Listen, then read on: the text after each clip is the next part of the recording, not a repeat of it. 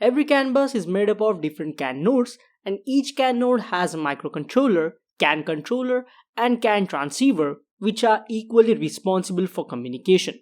The microcontroller generates the data and it flows through the CAN controller and CAN transceiver. Same thing happens while reception. This data flows from CAN transceiver, CAN controller, and to the microcontroller of the receiver's CAN node. Let's properly understand how a CAN data flows to the CAN bus.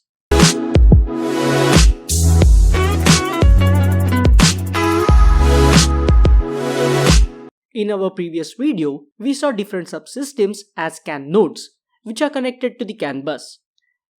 These CAN nodes receive and send data through the CAN bus. Let's take a look at this CAN node. It has a microcontroller, a CAN controller, and then a CAN transceiver. And after that, it is connected to the CAN bus. The microcontroller is the part of transport layer. The CAN controller is the data link layer, and the CAN transceiver is the physical layer. The microcontroller deals with the software part and the actual data. The CAN controller and CAN transceiver are the hardware components. Let's say CAN node 1 wants to send a message. So the microcontroller initiates the CAN controller. It will initiate with some baud rate, let's say 1 Mbps or 500 kbps. The baud rate is nothing but the speed of communication, and it should be the same for all nodes. Let's say node 1 wants to send some data to node 2. So the microcontroller will prepare the data which is supposed to be sent to another node. This data goes to the CAN controller. It will prepare this data in a particular format, like adding the proper message ID and formulating the CAN frame. This data frame is now in the form of single-ended signals. The CAN controller will send this frame to the CAN transceiver. The CAN transceiver will convert this message into differential signaling format. And after that, the data frame is sent on the CAN bus. Basically, node 1 will broadcast the CAN message all over the CAN bus, and all CAN nodes receive this message. All of the CAN transceivers present inside the nodes decodes this data from differential signals to zeros and ones, which is readable to the CAN controller. The CAN controller will interpret this message and send the actual data to the microcontroller. Based on that, the node will decide whether this information is useful or not. Let's take an example of a vehicle's CAN bus. Node 1 is, let's say, a CAN-based temperature sensor.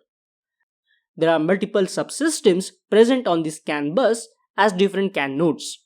Node 1, that is temperature sensor, wants to send the 16-bit temperature data to another system. This system is electronic control unit which controls a fan based on this temperature value. The temperature sensor is placed far away from this ECU, so CAN communication is the best type of communication here. Let's assume the sensed temperature by the sensor is 24 degrees Celsius, and it is being denoted by some data, say 0x1234. It is like a code for this temperature.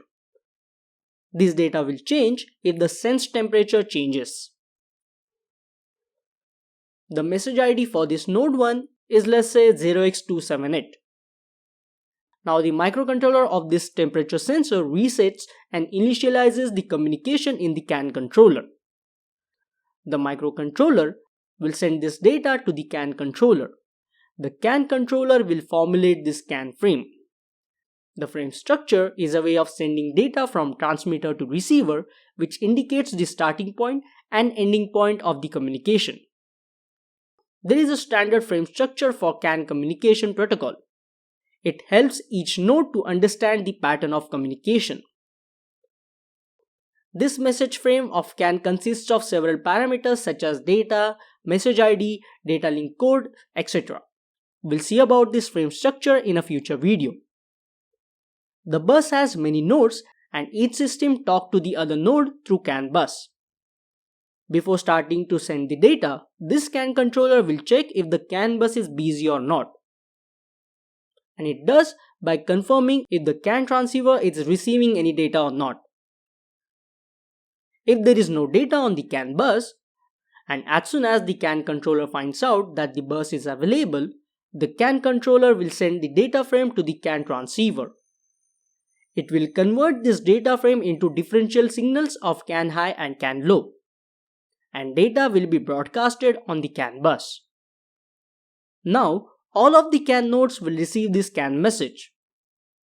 This CAN message is received by node 2, which is our ECU, and other CAN nodes as well, which are responsible for different applications. Let's say this CAN node 3 is a multimedia system, and there are other systems as well. But this data might be useless for node 3.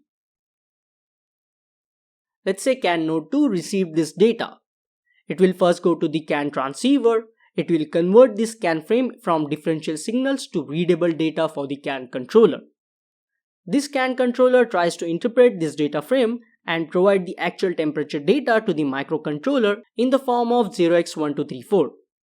Now microcontroller receives this data, and based on that, it will execute a logic to adjust the speed of fan as per the requirement. The same process repeats in the CAN node 3, which is a multimedia system.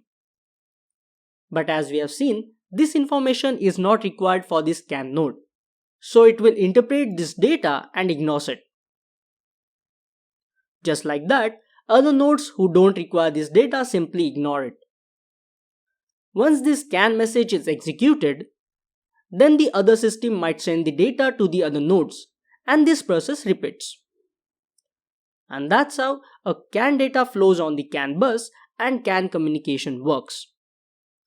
Next time, we'll learn more such concept about CAN communication. Till then, stay tuned. I have added all the references related to these circuits in the description. If you have any query, you can ask me in the comment section or email me. Hit the like button and subscribe to my channel. And finally, thank you so much for watching this video.